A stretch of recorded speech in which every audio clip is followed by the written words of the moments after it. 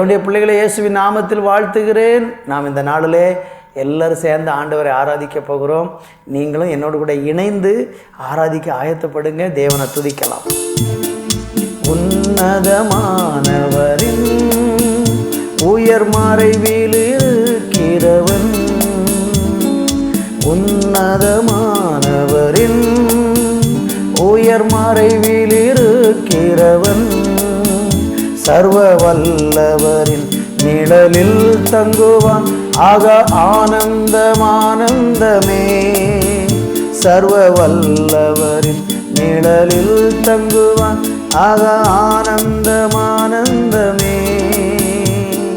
நீரந்தன் அடைக்கலமே, நிறையந்தன் கோட்டையுமே, நீரந்தன் அடைக்கலமே, நிறையந்தன் கோட்டையுமே. உம்மை நோக்கி பார்க்கிறேன், உம்மை நோக்கி பார்க்கிறேன். உன்னதமானவரின் உயர் மறைவில் இருக்கிறவன், உன்னதமானவரின் உயர் மறைவில் இருக்கிறவன், சர்வ வல்லவரின் நிழலில் தங்குவான். ஆக ஆனந்தமானந்தமே,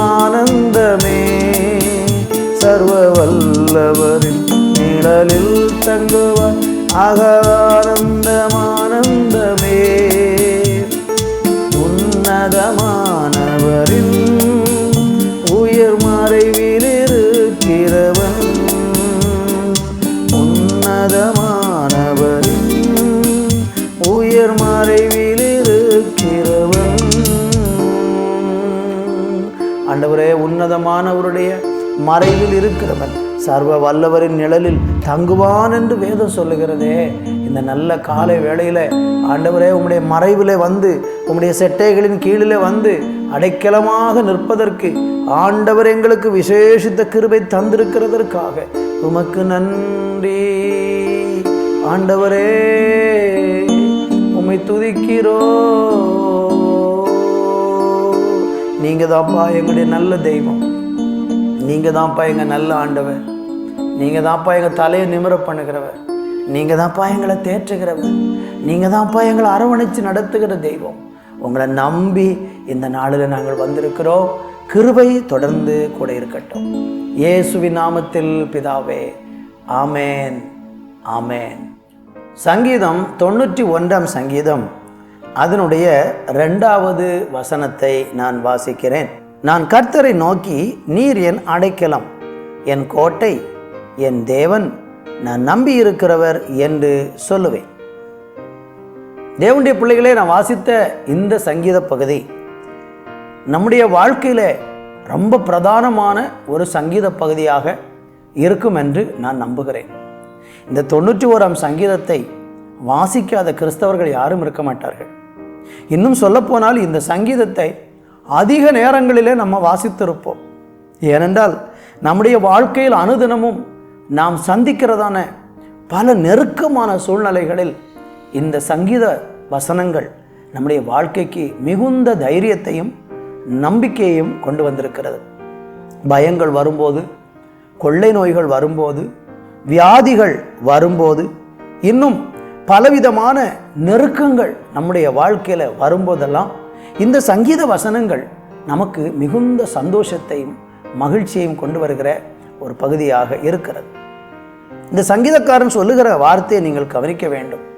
அந்த சங்கீதத்தினுடைய முதல் வார்த்தையும் கடைசி வார்த்தையும் ரொம்ப ரொம்ப பிரதானமானது. முதலாவது வசனம் சொல்லுகிறது, உன்னதமானவரின் மறைவில் இருக்கிறவன் சர்வ வல்லவரின் நிழலில் தங்குவான். இந்த சங்கீதத்தில் சொல்லப்பட்ட வசனம் யாருக்கு சொந்தம்? இந்த வசனத்தில் சொல்லப்பட்டிருக்கிற ஆசீர்வாதங்கள் யாருக்கு கிடைக்கும்? உன்னதமானவருடைய மறைவில் யாரெல்லாம் இருக்கிறார்களோ அவர்களுக்குத்தான் இந்த வசனத்தை வாக்குத்தத்தங்களாகவும் வாக்குறுதியாகவும் தேவன் கொடுக்கிறார். தேவனை உங்களுடைய உன்னதமான தேவனுடைய மறைவில் நீங்கள் வர வேண்டும். யாருடைய மறைவிலையோ நீங்கள் வாழ்ந்து கொண்டு ஏதோ சில காரியங்கள் தான் எனக்கு அடைக்கலமாகவும் மறைவிடமாகவும் இருக்கிறது என்று நீங்கள் எண்ணி ஓடிக்கொண்டிருந்தால் இந்த சங்கீத வசனம் உங்களுக்குரியதல்ல. இந்த சங்கீதம் உங்களுக்கு சொந்தம். இந்த சங்கீதத்தில் சொல்லப்பட்ட ஆசீர்வாதங்கள் நீங்கள் சுதந்திரிக்க வேண்டும் என்றால், ஒன்று, உன்னதமான தேவனுடைய மறைவில் வர வேண்டும். ரூத்தை குறித்து வேதம் சொல்லுகிறது, தேவனுடைய உன்னதமான தேவனுடைய செட்டைகளின் கீழே அடைக்கலமாய் வந்த உனக்கு மிகுதியான பலனை கர்த்தர் தருவார் என்று வேதம் அவளை குறித்து சொல்லப்பட்டிருக்கிறதை பார்க்கிறோம். அப்படியானால் இன்றைக்கு இஸ்ரவேலின் தேவனாகிய அந்த கர்த்தருடைய அடைக்கலத்துக்குள்ளே, மறைவிடத்துக்குள்ளே நீங்களும் நானும் வந்துவிட்டால் இந்த வசனத்தில் சொல்லப்பட்ட அத்தனை ஆசீர்வாதங்களும் நம்ம மேலே வந்து பலிக்கும். என்னவாம்? அவர் நம்முடைய அடைக்கலம், நம்முடைய கோட்டை, நம்முடைய தேவன், நான் நம்பியிருக்கிறவர் என்று சொல்லுவேன். நாம் சொல்ல முடியுமா? ஆண்டவர் தான் என்னுடைய அடைக்கலம், ஆண்டவர் தான் என்னுடைய கோட்டை, ஆண்டவர் தான் என்னுடைய தேவன், நான் நம்பியிருக்கிறவர் அவர் என்று உன்னதமானவருடைய மறைவில் இருக்கிறவங்களுக்கு தான் சொல்ல முடியும். எனவே அந்த முதல் 2 வசனங்களை யாரெல்லாம் அந்த வசனத்தின்படி தங்களுடைய வாழ்க்கையை ஆண்டவருக்கு கொடுத்திருக்கிறாங்களோ அவங்களை எல்லா விதத்திலும் ஆண்டவர் ஆசீர்வதிப்பார்.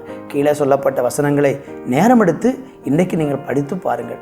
வேடனுடைய கண்ணிக்கும் பாழாக்கும் கொள்ளை நோய்க்கும் அவர் நம்மளை தப்புவிப்பார். கடைசி வார்த்தை என்ன சொல்லப்பட்டிருக்கு பாருங்க, நீடித்த நாட்களால் அவனை திருப்தியாக்கி என் ரட்சிப்பை அவனுக்கு காண்பிப்பேன். இந்த உலகத்தில் ஒரு பூரண ஆயுசு நாட்களும் முடிவிலே தேவனுடைய ராஜ்யத்தையும் வேதவசனம் நமக்கு வாக்கு பண்ணுகிறது. ஆதலால் இன்றைக்கு உன்னதமானவருடைய மறைவில் நீங்கள் வராவிட்டால் இன்னைக்கே வந்து விடுங்கள். இயேசுவுக்குள் ஓடி வந்து விடுங்கள். இயேசுவை ஏற்றுக்கொண்டு விசுவாசித்து கடந்து வாருங்கள். உங்கள் வாழ்க்கையை ஆண்டவர் பாதுகாக்கவும் பலப்படுத்தவும் ஆசீர்வதிக்கவும் வல்லவர். ஜெபிக்கலாம். நல்ல தகப்பனே, உன்னதமானவருடைய மறைவில் இருக்கிறவன் சர்வ வல்லவருடைய நிழலில் தங்குவான் என்று சொல்லப்பட்ட அந்த வார்த்தை, தகப்பனே, நீங்கள் தான் எங்களுடைய தேவன், நீங்கள் தான் எங்களுடைய அடைக்கலம், நீங்கள் தான் எங்களுடைய பாதுகாப்பாக இருந்து எங்களை நடத்த வல்லவராக இருக்கிறதற்காக ஸ்தோத்திரம். ஒவ்வொரு பிள்ளைகளும் அப்படியாக தேவனை மறைவிடமாய் கொண்டு எல்லா நன்மைகளையும் பாதுகாப்பையும் பெற்றுக்கொள்ள கிருபை செய். இயேசுவின் நாமத்தில் பிதாவே, ஆமேன், ஆமேன்.